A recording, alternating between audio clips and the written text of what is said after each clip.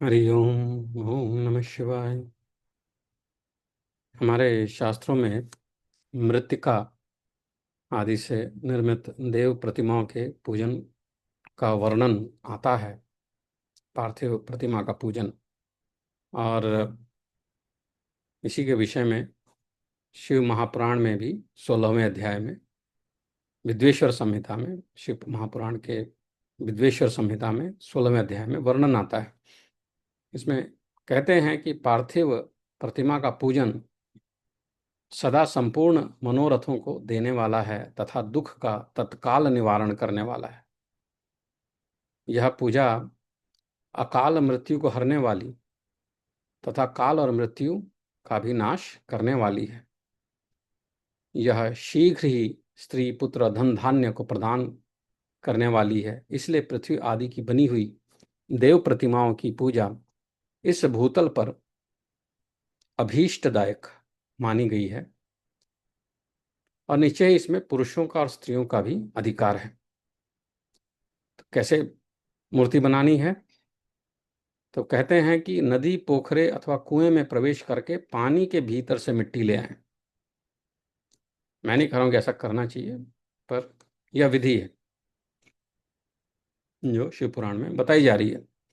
तत्पश्चात गंध चूर्ण के द्वारा उसका संशोधन करके शुद्ध मंडप में रखकर उसे महीन बनाएं तथा हाथ से प्रतिमा बनाएं और दूध से उसका सम्यक संस्कार करें। उस प्रतिमा में अंग प्रत्यंग अच्छी तरह प्रकट हों तथा वह सब प्रकार के अस्त्र शस्त्रों से संपन्न बनाई गई हो। तदनंतर उसे पद्मासन पर स्थापित करके आदर पूर्वक उसका पूजन करें। गणेश, सूर्य, विष्णु, दुर्गा और शिव जी की प्रतिमा का एवं शिव जी के शिवलिंग का द्विज को सदा पूजन करना चाहिए। पूजन जनित फल की सिद्धि के लिए 16 उपचारों द्वारा पूजा करना चाहिए। पुष्प से प्रोक्षण और मंत्र पाठ पूर्वक अभिषेक करें। अगहनी के चावल से नैवेद्य तैयार करें। सारा नैवेद्य एक कुड़व लगभग पाव भर होना चाहिए। घर में पार्थिव पूजन के लिए एक कुड़व और बाहर किसी मनुष्य द्वारा स्थापित शिवलिंग के पूजन के लिए एक प्रस्थ सेर भर नैवेद्य तैयार करना चाहिए, ऐसा जानना चाहिए। देवताओं द्वारा स्थापित शिवलिंग के लिए 3 सैर नैवेद्य अर्पित करना उचित है, और स्वयं प्रकट हुए लिंग के लिए 5 सेर। ऐसा करने से पूर्ण फल की प्राप्ति समझनी चाहिए। इससे दुगना या तिगुना करने पर और अधिक फल प्राप्त होता है।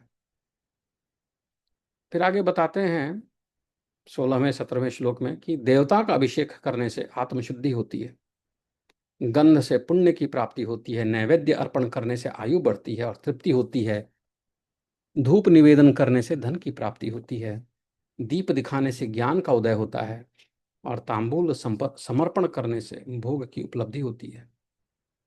इसलिए स्नान आदि 6 उपचारों को यत्न पूर्वक अर्पित करें। नमस्कार और जप, इसके बारे में 18वें और 19वें श्लोक में वर्णन आता है कि ये दोनों संपूर्ण अभीष्ट फल को देने वाले हैं। इसलिए भोग और मोक्ष की इच्छा रखने वाले लोगों को पूजा के अंत में सदा ही जप और नमस्कार करना चाहिए। मनुष्य को चाहिए कि वह सदा पहले मन से पूजा करके फिर उन उन उपचारों से पूजा करें। देवताओं की पूजा से उन उन देवताओं के लोकों की प्राप्ति होती है तथा उनके अवान्तर लोक में भी यथेष्ट भोग की वस्तुएं उपलब्ध होती हैं।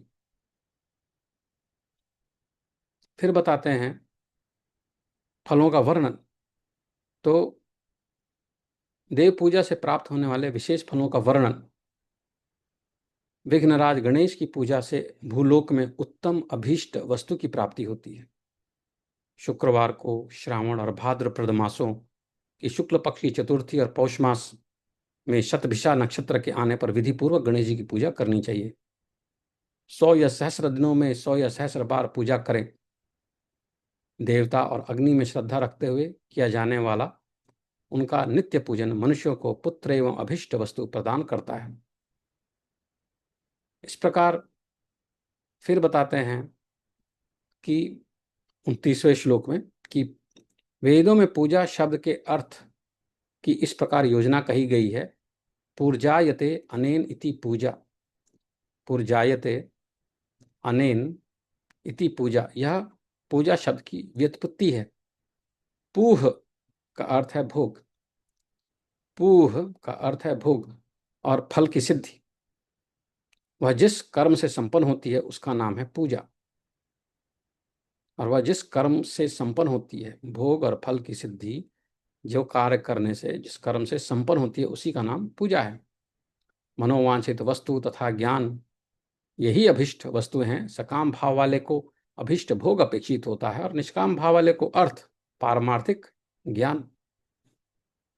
इस प्रकार जो है इसमें पूजा के विषय में इस अध्याय में बताया गया है। हरिओम। ओम नमः शिवाय।